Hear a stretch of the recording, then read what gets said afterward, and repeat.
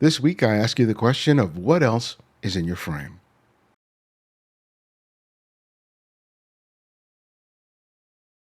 Welcome back to the Candid Frame. I'm back. I've been away for a while. I had some issues, including some back to back illnesses, one of which took my voice for a good 2 weeks, but I'm back and feeling much, much better. And I'm glad to be here to look through your images and provide some critiques and feedback. And one of the things I wanted to talk about this week was the whole idea of what else is in your frame. Now, one of the things that I have to sort of challenge myself about is trying not to be too myopic, seeing a singular subject, taking a picture, and not taking careful consideration of the other visual elements that are in the frame. I make it analogous to eating a meal. If you have a piece of chicken or a piece of salmon, if that's all that's on your plate, as delicious as it may be, you don't get a full appreciation of the experience unless there's some side dishes, some vegetables, a salad, some rice, or whatever it is that sort of complements the flavor of the main entree.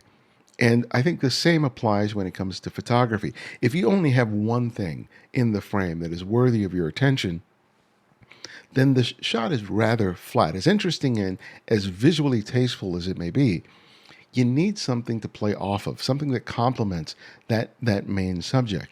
And I think as photographers, it's really important for us to really pay attention to every element in the frame and see how it either complements or takes away from your subject. So I chose 3 photographs from which I'll be discussing this.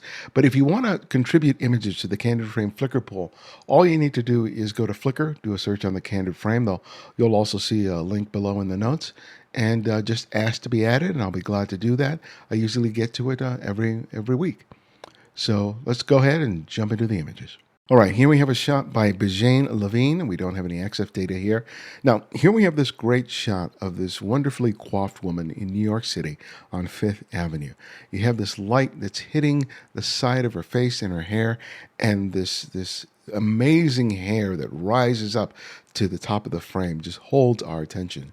And Bejane got her in a slight profile. So not only do we see the side of her face, but we also see the sunglasses and the earrings. So you can tell that this woman, takes a lot of effort to look her best, even though she may just be walking down the street running errands, which is one of the wonderful things about walking in New York.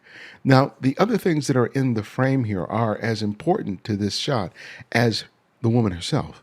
We have the other 3 male figures who are dressed in a variety of different ways. We have the man in the right-hand side wearing a yarmulke and wearing a suit jacket. I don't know if he's wearing a complete suit. We have the man immediately to her left wearing a T-shirt.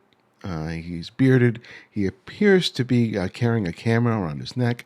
And then we have a man in slacks and a blue dress shirt. So it's interesting that the other human characters here are men who, for the most part, are casually dressed. That contrast with her and the way she is adorned and the way she's dressed and her presence on the frame, within the frame, because even if the light wasn't as amazing as this was, the fact that she is dressed and her appearance is so distinctive as compared to the other people in the frame make those other figures really important to our experience of the photograph.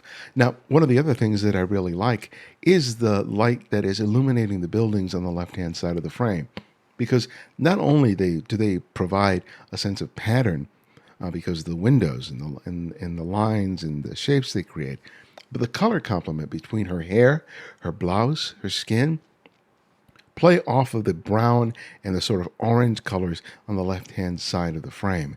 So there's a color play that's happening between her and the elements on the left-hand side of the frame. They're not directly related to each other. They're not juxtaposed against each other, but they just provide a nice flourish. I like that her hair and her head is contrasted against the more cooler grayish tones that are immediately behind her, because that allows her to stand out in really distinct and sharp relief. But having those colors and those tones on the left-hand side of the frame really work. Had you photographed this woman in against a white wall or a gray wall where there was nothing else, she would still stand out. She really would still be a dominant element in the frame. But you have so much more to linger on that doesn't take away from her presence in the composition. And this is one of the reasons why I think this shot works so well. Okay, here we have a shot by Yiannis Yiasaris. This was made with a Ricoh GR3. We don't have any XF data besides that. So this is either a demonstration or part of a festival.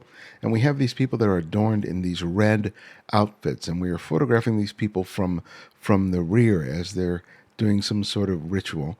Then we have this woman on the left-hand side wearing a really wide-brimmed hat, talking on the phone and holding her sunglasses. And then we also have this banner, which has some sort of symbol on it. And then you have on the far left edge of the frame a strong diagonal line that is coming from what appears to be a roof line. Now, these figures here, particularly the woman and the figures in red, really stand out in sharp relief to each other. They don't seem to be elements that should be together, but actually play off together beautifully within this composition. Obviously, this woman is present at whatever event that this is, but she's not paying attention. So that contrast between her being casually talking on her phone to something quite dramatic happening behind her provides sort of a humorous element to the shot. Had you just photographed, say, just the woman as your main shot, or just the figures in red as your main shot, and they were not included within the same composition, the shots wouldn't be as effective as this. There's something about the contrast that's created by these two groups of people that make the shot so interesting. You also have great light and shadow. We've got color. We've got gesture, especially the gesture of the woman holding the phone up to her head and the other people stretching their hands out into the sky. We've got the color contrast of the blue, the white, the red, some yellows.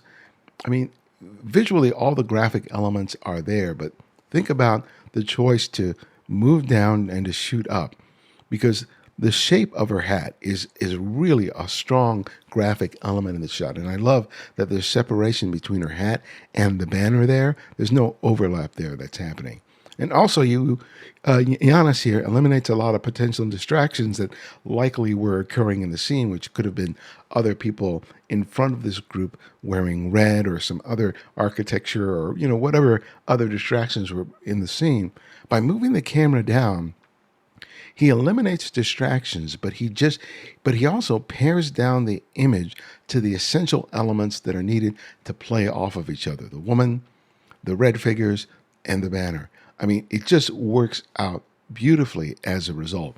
So Yiannis here, obviously by his choice of what includes in the frame, but particularly his decision to bring the camera to below the eye line, to basically do it at waist level, is really key for not only the effectiveness of the shot, but him controlling what he includes in the frame beyond his main subject. Here we have a shot by Omri Shomer. We have no XF data here. So here we have a really simple scene. There's this man on the stairwell with a water hose who is, washing down the sidewalk, while in the distance there are these surfers either preparing to go out into the ocean or coming back from the ocean. And the shot is really sort of a very simple composition of this guy and, just washing down the sidewalk, and you have these figures in the background. But it's so much more than that visually. You have to take a step back and take a look graphically at what's happening. Pay particular attention to what's happening with the hose. The way it comes down from the lower left-hand edge of the frame and creates this nice S-curve leading to him and that saturated orange vest that he's wearing. And then on top of that, you have the rail, which helps to create basically a demarcation between the foreground area, the stairwell with its pattern of the steps and the stone, the walkway, and then the sand and the figures at the top of the frame. You get this basically these layers of tones and textures. And then obviously you have the color play. We have a lot of grays and sort of neutral tones, but the colors that pop out are his vest, his blue shirt, and the colors of the surfers. You can see the surfboards. They have some blues. We have a lime green sort of T-shirt. And all of those things play off of each other. Had you just photographed this guy washing the sidewalk and there were no people on the sand, there were no surfers on the sand, it might be an interesting shot, but there would be nothing really to savor as a result of that. The fact that the hose is there, that the surfers are there, that the different tones and textures exist there, that makes the image that much richer. As ordinary a scene as this is, it's the fact that all of them are brought together within the context of the composition. Because I take a look at this photograph and some of the other photographs that I often critique here, and it's the thing that I can navigate the frame. I can make small discoveries as I'm moving from the left to the right, to the top and to the bottom. And it gives me something to linger on and to explore and discover how, wow, this really complements this. This really reinforces the heart or the strength of that composition. And as ordinary a scene as this is, it's made all the better because of the careful seeing that Omri basically leveraged when he made this photograph. All right, glad to be back again. I'm sorry for being away for so long, but as I said, I'm hoping to be back on schedule now, producing these videos. And if you've never heard of the Candid Frame is my podcast in which I feature conversations with photographers from all over the world, not just street photographers. And you can check it out by visiting thecandidframe.com. Also, I have 2 workshops coming up, and you can find them here at thecandidframe.com by just clicking on the link for workshops and classes. You'll also find a link below. One of them is going to be in Los Angeles in November. And then the last one is going to be in December in Tokyo, Japan. So if you are of a mind to join me, I would love to have you there. So thanks again for joining me this time, and I'll see you next time.